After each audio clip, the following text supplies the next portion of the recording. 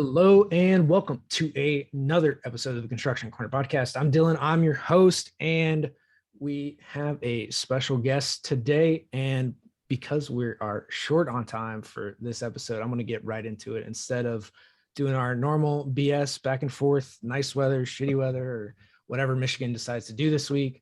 So without further ado, I want to introduce our guest, Eddie, and I'm not even going to try to pronounce your last name, Mazzu. You're going to correct me for sure, but is a former union ironworker turned lawyer. And so this is going to be for sure interesting. You're going to be our first lawyer on the show. But in 2009, after working for 10 years as a union ironworker, Eddie was seriously injured in a construction accident. And we're going to get into a ton of this, but rather than letting his injuries define him, he set out on a path to really redefine who he is. Went back to school, and we'll go through that whole journey. And in 2020, started his own personal injury law firm, Mazzu Law, and now has 3 offices in Buffalo, New York City, and Dallas. And probably most importantly, he is a husband and father of 3. And believes the true success starts at home. And that's something that we can for sure relate to, and is obsessed with personal development, which we're going to get all into, and really the mindset, and that you have, truly unlimited potential within you. So with that, Eddie, welcome to the Construction Corner Podcast. Thanks, Dylan. Thanks, Matt. I appreciate you guys having me on the show, and I really look forward to getting into all things construction, personal development, family, business, the whole, whatever we venture into, I'm ready for it. Awesome. Well, we're glad to have you, man.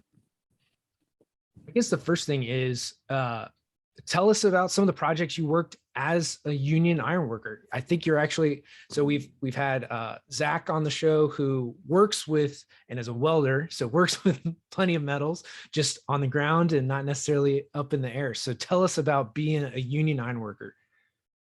Absolutely. So back when I was 19 years old, I was at that, great crossroads that we all find ourselves after high school, where am I going to the military? Am I going to go to college? Am I going to find a job? Like, I didn't really have a plan, so to speak. And it just sort of happened that an opportunity came about to start the apprentice program as an ironworker. I didn't even know what an ironworker was at the time. I showed up on my first job site with no hard hat, no tools, no clue, no clue whatsoever. And one of the old timers, sort of took me under his wing. It's one of those stories, and brought me over to his truck, gave me a tool belt and a hard hat. And, we went from there and finished the apprenticeship, worked all over. I started in Buffalo, New York, worked all over sort of Western New York. And then it's interesting, 9/11 happened my first year as an apprentice, and everybody knows where they were for 9/11, but I desperately wanted to go and do whatever I could to get to New York and help. Ironworkers were helping, all different trades were helping, and firefighters and cops. But my business agent was like, no, you're too green. You've been here for like a year. You can't go down there and get involved in that kind of a situation. So the whole time I was a Buffalo ironworker, I was sort of itching to get out of town a little bit. And it turned out that they say about 10 years to become, like a seasoned journeyman. So after about 8 years, I boomed out to Las Vegas. And that's probably the coolest job that I worked on. I built City Center in Las Vegas on the Strip. And I was there for about a year and worked in the raising gang with Los Angeles's finest. And most definitely the greatest experience as an ironworker, just to sort of be on that one big job, the biggest job you could imagine for a guy from Buffalo. That's awesome, man. So you're the guy swinging big steel, like way the hell up at the top of these massive, massive buildings. How long did it take you to get used to that? Get used to the heights and just you said you started as a greenhorn at 18 or 19. It's got to have some bumps along the way, I would think, getting up there. Absolutely. And it's interesting is that for me, like, I knew as soon as I showed up on the first job, it happened to be, there's plenty of different aspects of ironworking, from like reinforcing steel, laying the rebar on the roads and the bridges, to structural steel, which is, hotels, casinos, bridges that are the structural iron. When I was on that first job, it just so happened to be a job where there was a crane and there was new iron being installed, and everyone had their sort of hierarchy of the trades and hierarchy within the ironworkers, and I saw the connectors who were on the opposite ends of each piece of steel that was going up. And they were like the alpha dogs on the job. And it was obvious. And I looked right at the first guy I saw, and I'm like, I have to do that. Whatever that is that they're doing, I have to be in that position. So it's like a dogfight to get some of those jobs, because everybody wants to be the connector. And in the old days, they used to make some more money, not so much maybe in some of the more blue collar, rustic cities like Buffalo and Pittsburgh and Philadelphia. But in the old days, and especially still in Manhattan and out west, I know for sure, the raising gang usually gets some extra perks in the paycheck. So you're making money for the company, you're helping move the production of the project along when you're doing it safely, doing it right, but you're also really efficient at getting 100 pieces or however many pieces is the standard of today. But when you're putting that kind of steel in position and helping the company out and doing it right, they tend to take care of their people. So I wanted all of that. But unfortunately in Buffalo, if you want to work, there's not always a tower crane in town. So you have to learn all those aspects. So you might find yourself crawling under a furnace at an old refinery or putting rebar in for a couple seasons, which I did plenty of that as well. Wow. So you kind of spanned every aspect of it. That's cool. I mean, that gives you kind of a really well-rounded background in ironwork, I would think, versus the guy that just kind of pigeonholes into one thing. Yeah, I think it's important because, you just need to sort of see where everybody's coming from in the trenches. There's totally different mindset, totally different way of life. And they're all very dignified and very respectable. And I learned a lot about like really becoming a man as an iron worker. That was the sort of, rite of passage, if you will, into manhood. Like your dad can only do so much with a boy, but when you go out there amongst men and learn, getting up every day at 4 a.m., what it takes to get the job done, that is the way, right? Oh, absolutely. Absolutely. And, you mentioned deciding not to go in the military, deciding whether to. I'm not slighting the military at all. I have the utmost respect for them, but starting off in the trades, it's almost like a boot camp in and of itself, right? Like it's trial by fire, and you damn well better perform if you want to stick around.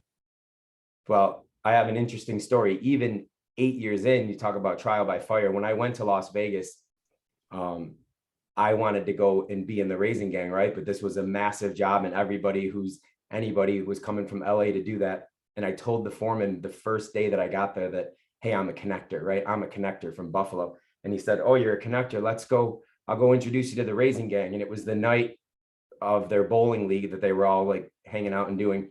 And it was like a scene from a movie. I walked in and there was all these like badass guys from Los Angeles. They were tight, like a family unit, these 5 guys, 2 connectors, 2 guys on the ground hooking on, and the radio phone man. And together they were like, they've traveled all across California and Vegas together. And it was just like, hey, this is Eddie. He wants to be a connector, and they're on the job. And they all just kind of looked at me like, who's this guy? And it was an interesting night, but I ended up getting really tight with those guys and working with them for the entire duration of the job. And whenever one of them would rotate back to California, I would pop in and go connecting. So it was definitely an interesting and also a rite of passage to earn the respect of the guys in LA, which was important to me at the time. Oh, absolutely. I mean, that brings up a really good point. No matter what you're coming into, on the really, I mean, this is probably more in the trades, but it has its place within architecture and engineering too, is, earning that rite of passage, those taking your lumps, taking your hits through that. I mean, you kind of mentioned it for the job in Vegas, but I mean, across everywhere you've worked, how important is that to come in with I'm going to say open mind, but also some humility, in trying to assess, everything. Cause like, it sounds like those guys are super tight, they've been doing this for years and years. It was the 5 guys and that was the core. Right. And it's not an easy thing to get into. So for everyone out there, right, because we've got some young people listening, like where maybe it's not always the easiest thing to get in, or you think you deserve, I want to use that, something sooner than you probably do. So, but how did you approach that for this in particular, for such a big job, for such a prestigious, and big building? That's a great point. The first and most important thing is showing up, right? Showing up in all aspects of life is important, but I mean, like really showing up, like with intention that you're going to go to somewhere, you're willing to learn, you're willing to, have humility and not have ego kind of get in the way of what you're trying to accomplish. When I went out there, I was intimidated. I was really intimidated, especially because Los Angeles 433 is a structural only union within the ironworkers. So the guys in that union, they didn't do rebar sometimes. They didn't do going under furnaces and changing out bearings. They only hung iron. So that local, their training, their regimen for their guys was hanging and banging constantly. Derrick floor, how they cut it loose, how everything was so systematized. I was not used to that. I was more used to we have some structural jobs. So going out there and, just getting an opportunity it was really important to me, but trying to make the most of it and being open to learning and having to have some thick skin because you're going to get, your chops busted, especially when you're, going into new places where people have been doing anything for an extended period of time. It's just a matter of not letting that pride ego thing get too bruised and be willing to learn, because most of the time people just want to see sort of what you're made of. And once you kind of pass their own little inner test, you're golden. And those guys, I'm still tight with those guys to this day. We still message each other about football games and whatnot. And it's great because I haven't seen them in 10 years and you'll get a random text or I'll shoot a random text, all because you had to earn it, right? You earned that respect by doing the work, by showing up and showing that you weren't someone who was going to tuck tail and run when, things got tough or when somebody started screaming at you or you made a mistake, right? People make mistakes. So don't be afraid of any of that stuff. Stay open-minded and just be willing to learn. And you really can't go wrong in any industry. I don't care if it's law, construction, or working in a high pressure kitchen. It doesn't matter. You just have to show up and be ready to say, no matter what you do, I'm still going to show up tomorrow and be ready to learn. You can scream at me all you want, right? Yeah, that's the name of the game, man. It's brutal in the construction industry, especially, but you just got to have a thick skin, right? You got to learn how to communicate. You got to be able to deal with it. And once you get to that next level, then you try and remember that for the next guy coming up behind you, right? Like, well, that was pretty shitty when I got my ass kicked that one day. So I'm gonna teach them in a different way. But everybody's got to take the tongue lashing, certainly.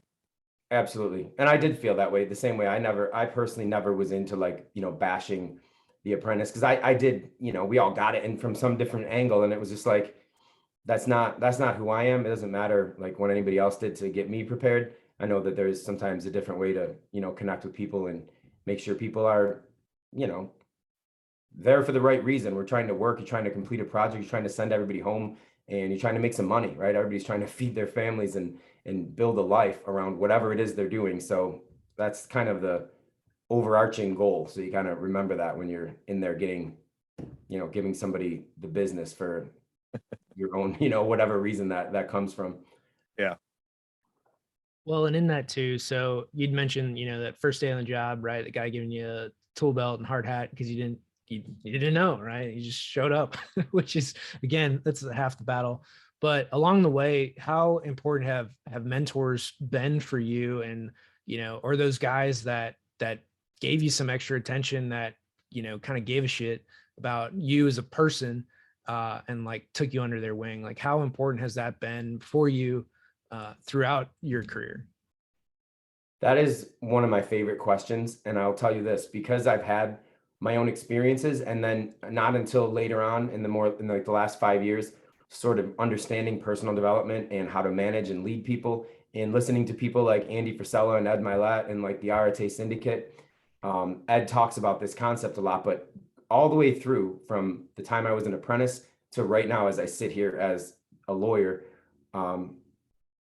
you've met people, and I've met people who have recognized something in you that you knew was in yourself. And when those certain people, whatever positions they're in, if they're a foreman on a job or even somebody at the office, if they identify something within you that you know to be true about yourself, and then sort of say something or make you feel a certain way, it has like the most profound inspirational effect in the whole world. And that has happened to me in almost every industry that I sort of delved into, whether it was being an iron worker or going back to college after I got hurt on the job and I ended up working at the Buffalo News for a little internship program. But while I was there, the editor in chief, made a couple comments to me about an ability to write and that some gift, and they see something in you that, and then even as a lawyer, the first partner at the firm that I worked at had that same concept, like pulled me off to the side and been like, hey, you got something in you that, resonates with people. You've got this story, or this iron worker who got hurt, who didn't just,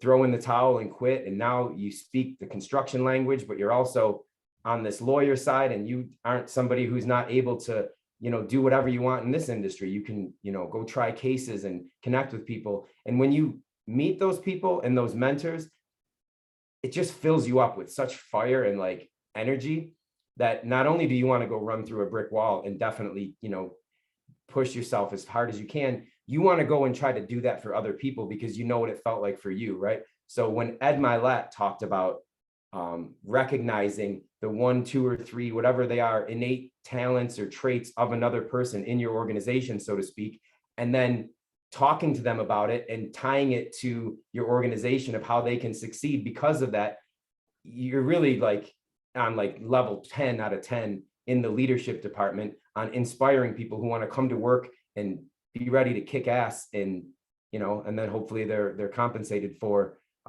doing that ass kicking, because when they win and we win and everybody wins, it just works better, right? Yeah, and so real quick on that piece, for pay and A-level players want A-level opportunity. If you can't give A players A-level opportunity, you're SOL. And that came from the chairman founder of Blackstone in his book, What It Takes. Like that's what it is. Like that's one of the biggest keys, is giving those A players A opportunities, and you got to pay them like A players to keep them around. 100%. So, they're going to leave if you don't. They're just going to leave. Yes, exactly. yeah, I mean, they need opportunity, they need to be challenged, and they need to be paid accordingly. Those are the 3 things. But an A player will outwork 10 plus, C players, right? Even some Bs, maybe 5 B players. An A player will do more for you than probably 5 B players and about 20 C players. Yeah. But with that, let's go back a little bit in kind of maybe not the injury itself, but after you got injured, what was that transition period like for you? Obviously, we fast forward 10 years from that industry, 12 years from that injury. What were those first 1, 2 years? What did they look like for you? And how was that transition period to decide to like, hey, I want to go back to school, or I want to, go to school? And what did that look like for you? It's interesting. I had no backup plans. I actually started to like delve into my entrepreneurial journey because I was always a fitness guy. You're an iron worker. If you can climb columns and hang steel at, 10 stories above the ground, you kind of get an air about you. And I always played football and wrestling. So I had the build of like a good athletic physique, and I wanted to do something about it. Like I'm going to the gym every day after iron work, and I actually was going to take this home study course I bought the material for it to become a personal trainer, and I was going to work iron by day and be a personal trainer nights and weekends and get something going to that entrepreneurial nature that maybe I can, double dip and get some double income rolling in. And it was just so happened that I took 2 courses at the community college, and just in like anatomy, physiology, biology, just to help me with this home study course, because it was a lot, right? It was like, I have no experience in this world whatsoever, other than I can tell people to pick up certain weights and they'll look great. And then that summer that happened, I just bought my first house that same year. And that summer I fell off of like a swinging scaffold under this bridge. And it was just kind of an awkward scenario. And I hit my head on the bottom of the steel bridge girder.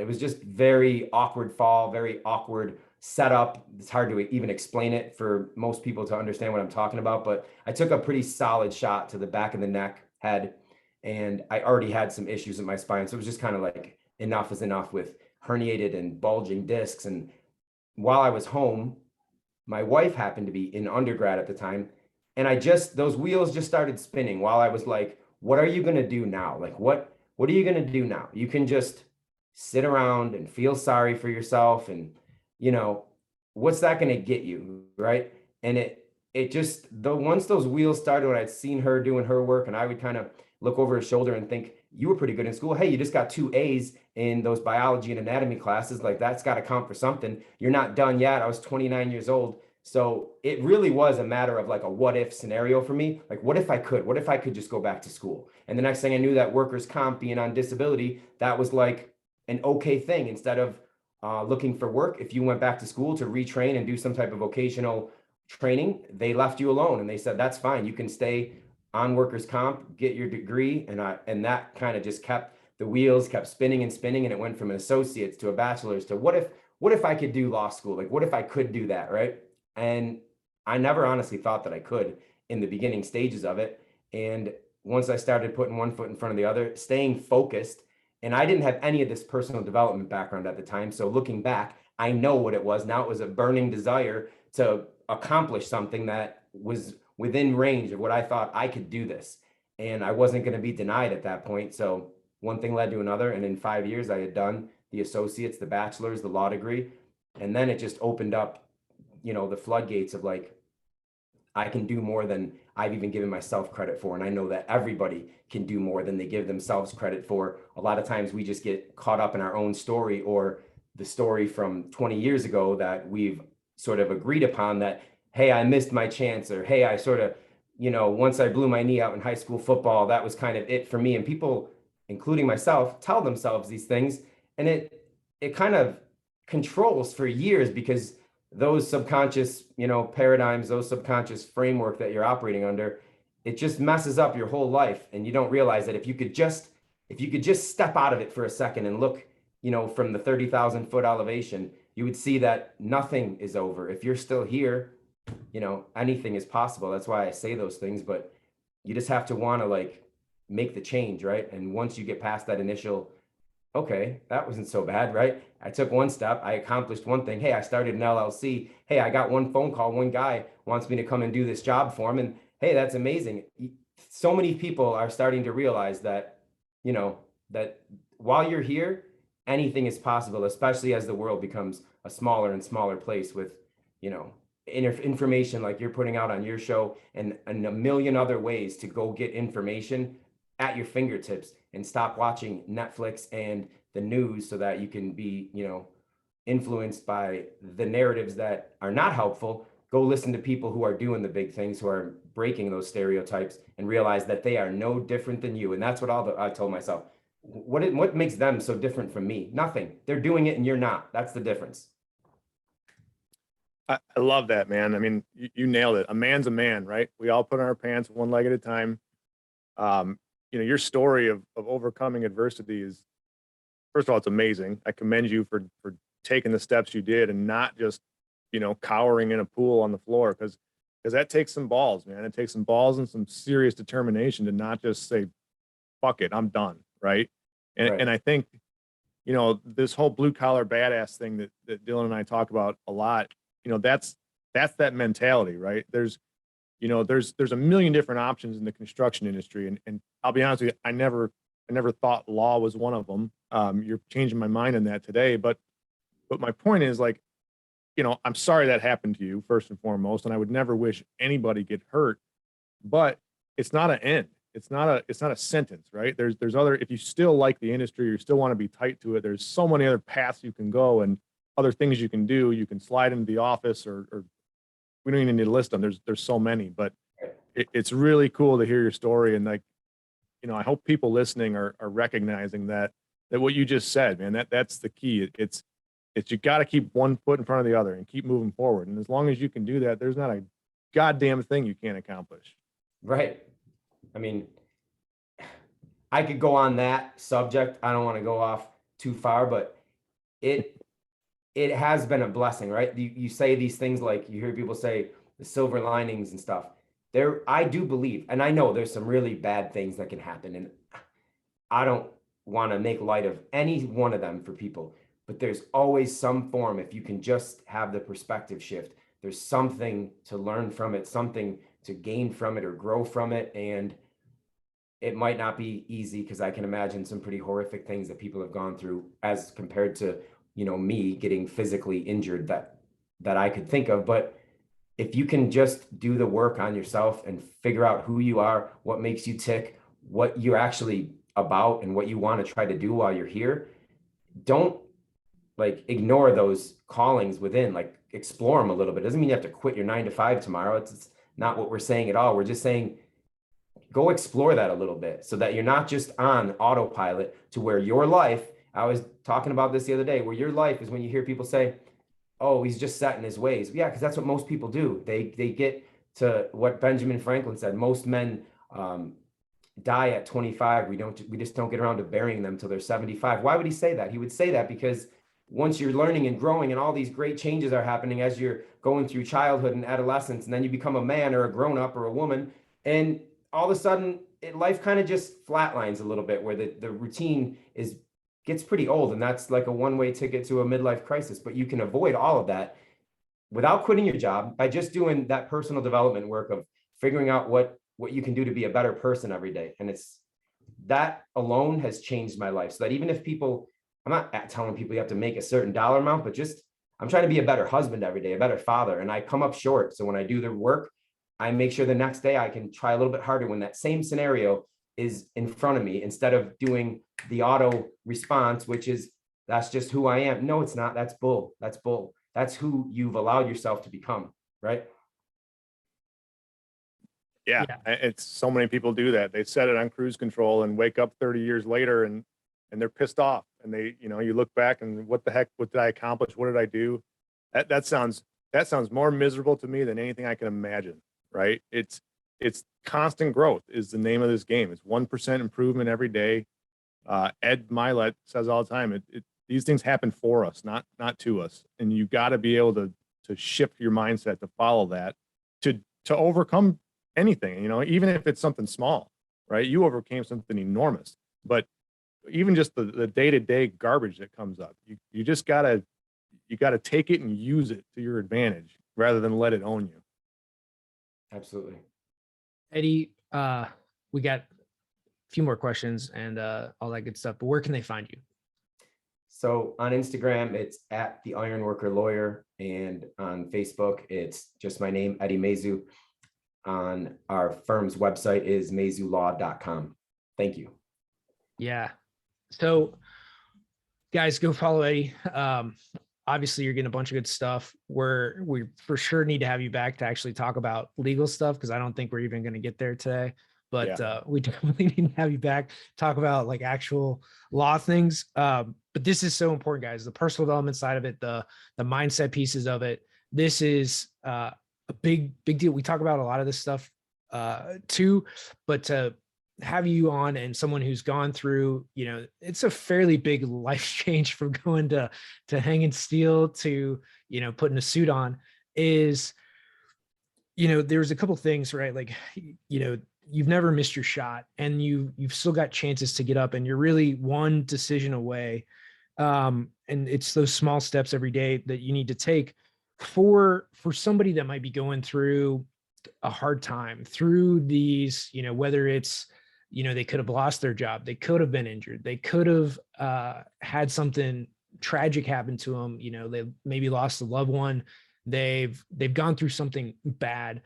What are the small steps that really helped you to get through those times of, what's next, like, and to help you make that decision? Because once that decision was made, I'm sure it was much easier, but in that time of indecision, what were maybe those small steps that you made? Well, it's constantly like, it's hard to answer with those, sort of sense of tragedy. And I don't know that this is like the answer, right? I'm just using my own experience to say that I knew no matter what was happening, no matter how bleak it looked, no matter how much I thought I screwed my own life up, and now I'm injured and I didn't have any plans, or I didn't have any money. I felt like a loser, right? Like I felt like the biggest loser in the world. And my wife, who was my girlfriend at the time, I started having a lot of insecurity thoughts that were going on in my mind, because here I am, I was supposed to be the iron worker and this alpha guy that could, protect my wife and my girlfriend and lift anything and be anything. And now I'm not that person anymore. So the mental part of it I can speak on that, the depression, anxiety, stress, fear. I had to do like a radical shift of mindset. And the only way that I know to do a radical shift of mindset is to go deep within, right? Go and actually do. There's so many good, not good, great works of literature that can have you start asking the right questions to yourself, to question all of those why questions of why things are, why does this happen to me, why me? And you start to realize that there is no why me, that's just totally ego based and on this personality that you've cultivated.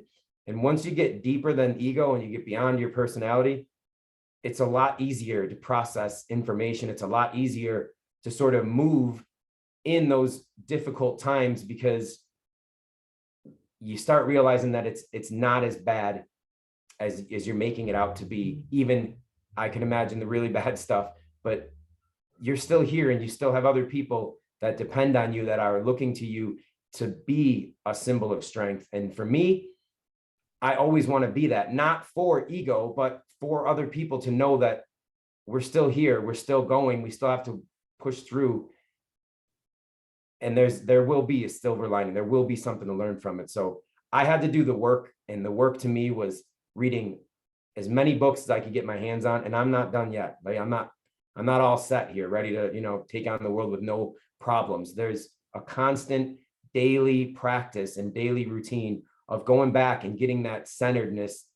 And then you kind of operate from there. And it's just hard to sort of explain, but it's easier to operate from that position of being centered when you know who you are, you know what you stand for and what you believe in, and you actually want to still enjoy this life because it's a gift. So when you have to get to that place, or else you're just going to have the bitterness kind of souring everything. And that's not going to help anyone. It's not going to help you for sure. So I started to say that, then why live there? Then why stay there? If it's a dark and ugly place, let's try to move from that. And I know that's not like the clearest answer, but it can be, I don't want to make my suffering and my injury overshadow other people who have way worse things to deal with. So I know that's like a dark answer, but you are the answer. You are the solution. You are the problem and the solution, but you have to go and figure that stuff out. And only you can go do it. No one's going to do it for you. Even though there's external sources to go and pour into yourself, the answer, you'll find it on the inside. I got nothing, man. That was fantastic. And everyone's got their own hard, right? Like everyone's hard is different. And so it's not that yours is any worse or harder than anybody else's. There's for sure maybe quote more tragic things, but it's still hard, no matter what it is. Like your injury was hard. Someone losing, somebody is hard. And I think it's exactly what you talked about, being able to go inside yourself to find those pieces, and figuring out who you are, not what you do, right? You identified as an iron worker for 10 years, and now you identify probably differently, right? Not even as a lawyer. Yeah. But it's that identity shift of, it's not just what you do, right? And I think a lot of us get wrapped into, well, I'm an engineer, I'm an iron worker, I'm a general contractor, versus, I'm a good dude, man. I'm just trying to get better. Right. Like, and that's a very different way to look at life, and I'm just trying to get better. I am a person. I am a husband, a father, whatever it is, a wife, a mother. You can identify different ways, and how you introduce yourself defines a lot about who you are in that identity of a person. So I think for you, obviously you went from iron worker to, how do you identify yourself today? I call myself the ironworker lawyer, but I identify as just a person who's trying to be the best person that he can be. Really, that's what I wake up, and that's my aspiration for every day. So within that sphere, it becomes best friend, best husband, best father, best lawyer, best anything. Not best in terms of like the judgment of being better than anyone else, just the best version of me. And I know that it's a constant, there's no end to how far you can take that. So I'll never like reach anything. It's just a matter of striving every day toward being a little bit better, those atomic habits, that compound effect of just a little bit better. You touched on that earlier. And that's really it. You know, I try to help as many people as I can. I've said that since I decided to go back to law school. Like, what is your aim? I wrote an essay to get in law school. What is the essay about? I'm going to law school because I want to help people. I don't even know what that looks like, but I know that maybe I can do more from that position than I could from laying on my couch on lower tabs and complaining about how shitty my life is, right? And Eddie, I could have picked probably a million different ways that this interview would have gone, and I wouldn't have been even close. I'm pissed that we started late because we're up against the clock, but I really appreciate you coming on, man. And I would echo Dylan's comment. I would love to have you back, preferably sooner than later, because this has been a great conversation, man. You have an amazing story, and I think we only just scratched the surface of it due to time constraints today. Absolutely. Thank you for that. I appreciate it. Thank you. Any last words, Eddie, before I close this out? I would just echo the same point that if you're here, if you're listening to this right now, you can still achieve anything that you put your mind to. And I know people have said that forever, but until you actually feel it on the inside, and then you know it to be true, and you walk in the faith that you can, it's the most powerful, liberating feeling. And I hope as many people can feel the way that I feel on the inside is possible. And I know plenty of people that do, because I talk to them every day, and more people are starting to have their own awakenings every day, that everything we've been told our whole lives is not the case, right?